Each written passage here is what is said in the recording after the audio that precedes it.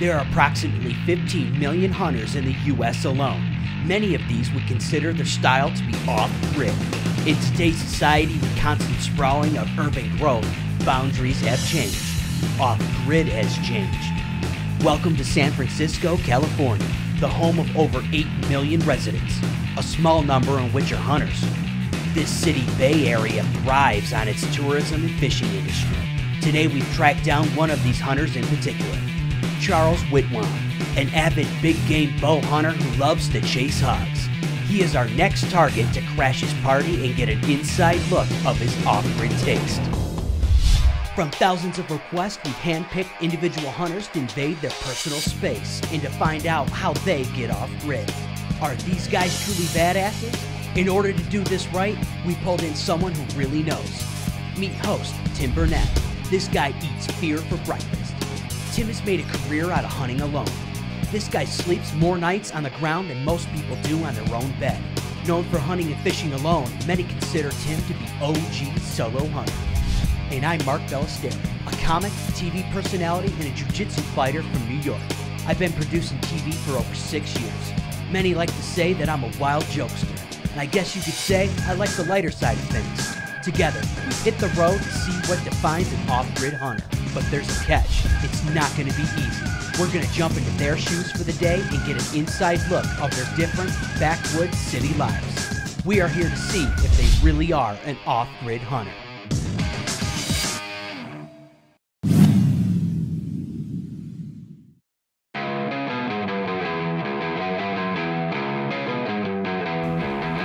Welcome to Off-Grid. This is not exactly the type of jungle that I would expect to be in, but we're here to document Charles Whitwam, see how he gets off-grid, see how a guy can even live in the city and still stay sane.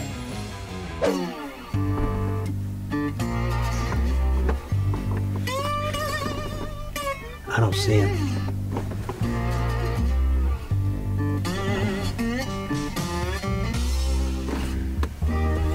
Charles. Hey, this is Tim. Yeah, no, we're here, but the parking lot's empty. Oh, okay. Yeah, we'll just go out and go up over the hill and drop on the other side. Okay, we'll see you in a minute. Bye. Roll. Okay.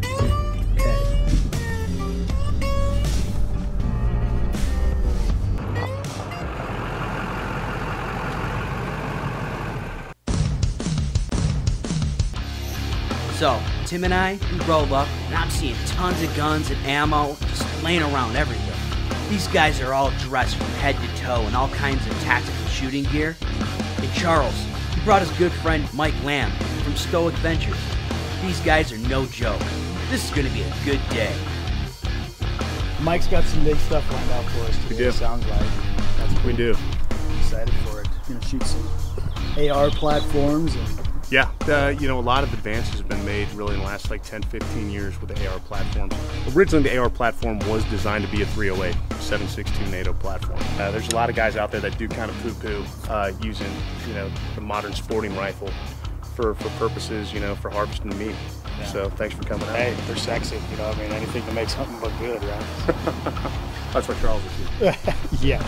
Because I look good. Where's the women, you know? I mean, this is our form of eye candy right here. A lot of shows want to throw on good-looking girls and everything. Nah, we want big guns and fast bullets. Nothing wrong with that. I'm not typically a big gun guy, and the AR platform is definitely something new to me. Mike's just kind of jumping in my face. I'm a little bit nervous, but I think that once we get to shooting, I'm going to feel a whole lot better.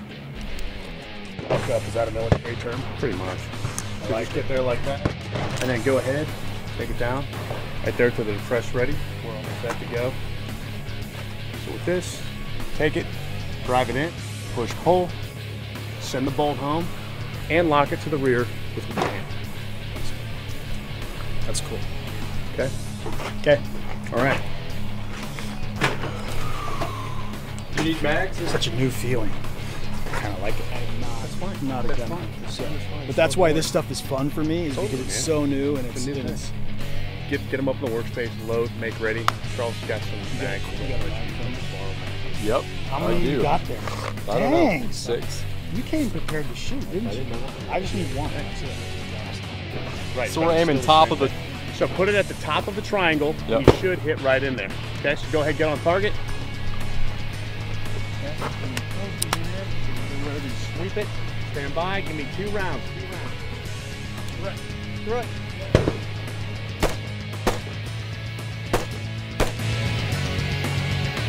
Things are really starting to heat up now. These dudes are badass. It's weird, this day ended up turning into a shooting competition between Tim and Charles. Let's hope that Tim doesn't fall flat on his face.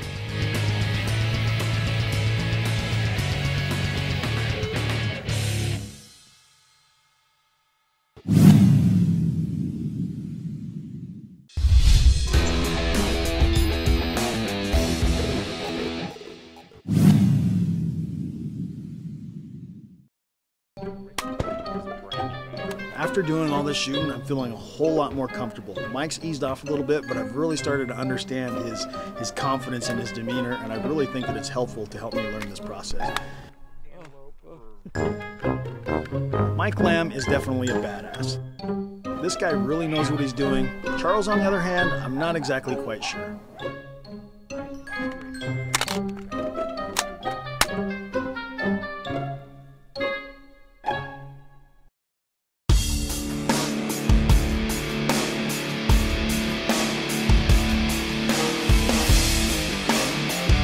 Around, get it in, drive it in. I'm deliberate, okay? Guys, you're not gonna hurt these weapons, okay? I promise, you're just not. So be deliberate with it, okay? I don't wanna see, okay? The Army's done a study. Most weapons malfunctions are magazine related. You guys ready to try it? You bet. Let's go. Not yet. All right, let's see how you guys do.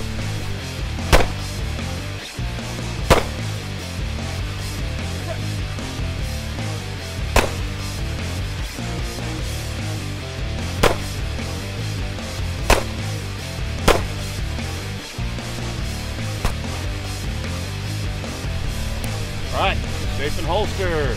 Charles, look at you go. All right, so let's go over here to number 5. All right, Ray Charles, a little bit low. Okay, not good. We're only at about 15 yards, and you're about, 7-8 inches off, right there. So we got to tune that up. How did you get there, right? Hey, I told you earlier, we learn more from our mistakes than we do from our actual accomplishments. So now we get over here to number 6. All right, something you're used to, another miss. But let's talk about why you got the miss. Okay, you're a right-handed shooter. This one's low and to the left. Okay, this is you, poor trigger manipulation on that. Okay, when we start pulling triggers, that sympathetic muscle movement comes in, you start pulling it off. All right, remember, this is a handgun. We start trying to ad-lib or skip steps. You skip steps, you try to ad-lib, you create a miss every time, okay? So lesson learned. So Charles got all of his hits. Hit, hit, hit, hit, hit, hit. I like it, I'm good. Yeah, that made my life easy. Yeah, that's easy, huh? All right. Let's see if I can do it again. Let's do it. That's the real problem. Okay, we've done a great job keeping our accuracy, okay? Now what I want you to do is try to balance your accuracy with some speed. Take yourself out of your comfort zone a little bit, start pressing yourself, all right?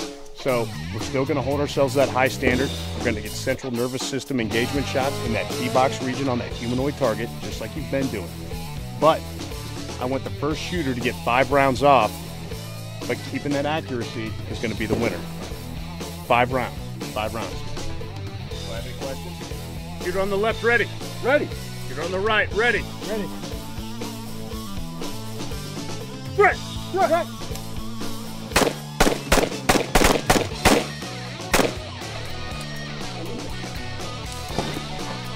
All right, guys, let's go down range and check them. Well, we dropped one out right here. So again, just like with pistol, we start diagnosing, when we start hitting low and to the left, it's a trigger manipulation issue. So even with rifles, even with more support, we've got our chest and we've got our head in there to help support us. It still has the same effect, okay? Charles, I don't know what happened here. I mean, blame the gun. I mean, there's one right here, one right here, one right here. I mean, that was 25 yards. I only shot 5. 1, 2, 3, 4, 5. I swear I only shot 5. But wait a second. So where'd all his go? They're all in the same hole. Because I'm only seeing 1, 2, 3, 4, 5, 6, 7, 8, 9, 10, 11. 1, 2, 3, 4, 5, 6, 7, 8, 9, 10, 11, 12, 13, 14. Someone busted But then out there's the shotgun? I had the whole switch die thing going on. Yeah. You had the what? The switch die thing? Yeah. I must Oh, have you done. shot at my Yeah, target? It's that split personality again. Oh, I see. You didn't Half want to and half. lose. Cameraman, Okay. hunter. I Yeah. kind of get confused between the two. Right. sometimes. I've been hearing about that split personality thing. Yeah. Huh. Good shooting. Interesting. Good shooting. Well, guys, good job. Good job on being accurate. Good job on submarining your buddy.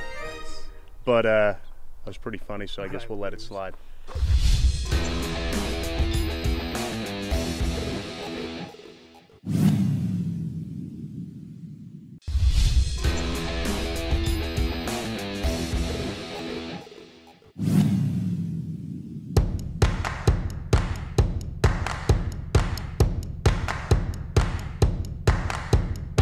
So Jillian here just made us dinner, nice elk sausage dinner, elk sausage, right? And then bell pepper and everything. I'm not a food connoisseur, you know. I have a very refined palate when it comes to wild game, obviously, but made us some really good. And the neat story about Jillian is she hasn't eaten meat for 20 years until just the last year or so, right?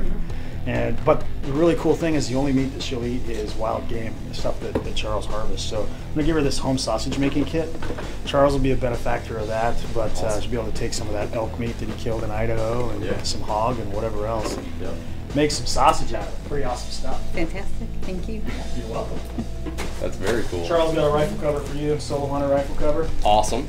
I love it. I know you don't gun hunt much, but you know. No, but I do. I do gun hunt, and I don't have a rifle cover, and I'm glad I didn't buy this off your site because I was going to again. Yeah. Man, this is like the hat and this. I mean, I just got to keep that up. Beautiful. She's gonna start hunting too, so actually we got her hunting tag, so hopefully she can. Let's see what she can do. I'm gonna start filming her hunting.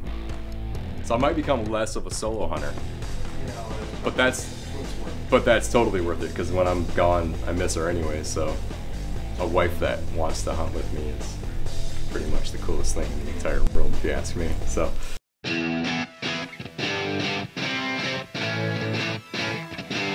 After dinner, we decided to take a walk over to the beach and talk some hunting. Charles, when you invited us down here, like, I'll be honest, I was pretty apprehensive of like, it's San Francisco, you know, this is California. Yeah. How can a guy get off grid? I mean, let alone live in California and still stay sane. Yeah. But then you bring us here to this piece of the world. It's pretty unique. It's pretty interesting. Absolutely. Yeah. This is Pacifica in general. I think is if you're gonna live in the Bay Area, this is where I'm gonna have to live. Yeah. There's peace and quiet here. I'm 20 minutes from the city, you know, so it's easy to get work, all that business. Lots of trees, fields, and you know, not see people and stuff like that. But how do you access country around here? I mean, it seems like everything you're locked by the ocean or you're locked by the city, you know, or the people. Yeah. So you know, it's funny because as soon as you go north of San Francisco, I mean, an hour north of here, you're kind of in the middle of nowhere. You keep going, 2 hours, 3 hours, you won't see anybody. It's nothing but just coastal mountains. I know plenty of people that, you know, grew up in the city all their lives. Yeah. They've never really been outside of that, Yeah. you know, so I had to find it. What do you like about the pigs? I mean, what is it that, Yeah. it's not like people say turkeys, you gotta go kill a turkey. To me, it's like, it's just a bird. But a hog, it's like, it's kind of something studly about a pig.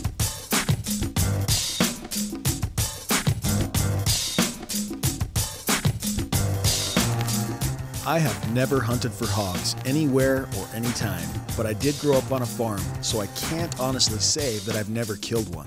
And I've certainly eaten my fair share of bacon.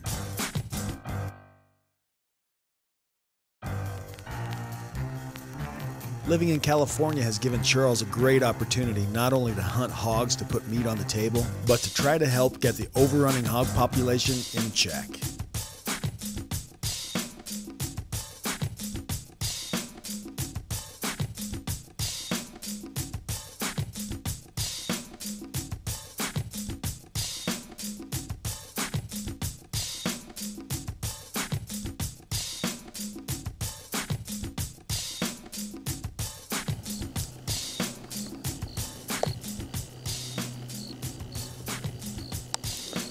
Praise the Lord, because I'm just so blessed. There's nothing like this. There's nothing like this in the world.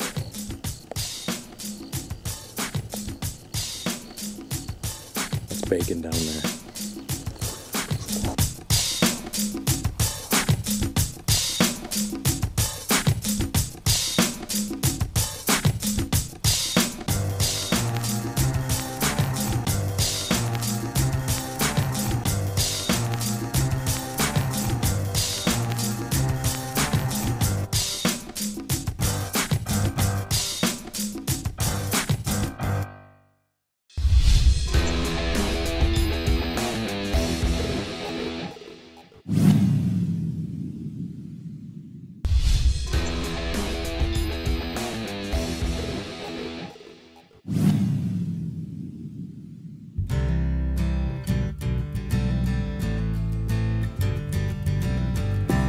So I can't really call myself an elk hunter that I'm experienced that much, but Killed an elk. That's but I got a giant elk, public land, do it yourself. I mean, the coolest way to do it that you can think of.